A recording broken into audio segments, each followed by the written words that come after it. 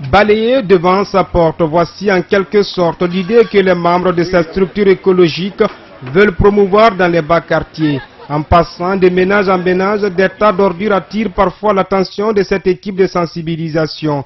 Hantée par cette image de la ville, Mafouri Bangoura, vice-présidente de Global Africa Green, interpelle la couche féminine. C'est de sensibiliser les femmes parce que je pense que si les femmes sont sensibilisées, tout le monde est sensibilisé parce que c'est les femmes qui font les travaux ménagers, c'est les femmes qui commissonnent les enfants pour aller jeter les ordures.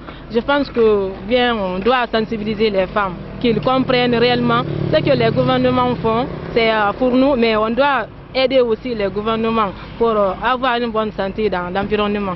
Pour cette première journée de sensibilisation porte à Coronti 1 et 2, des points de regroupement du grand public attirent aussi l'attention de ces écologistes.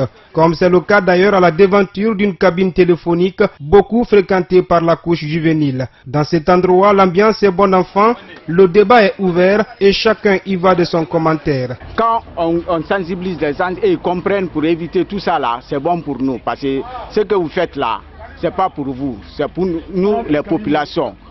Parce que quand on est propre, on est loin des maladies. Et au dire des responsables de quartier, les moyens sont insuffisants et l'État tarde encore à ramasser les tas d'ordures qui se trouvent au niveau des points de regroupement ciblés. Quand il y a des ordures et que la population, le gouvernement ne passe pas à travers de ces structures qui sont concernées pour ramasser ces ordures, la nuit on ne peut pas faire des sentinelles.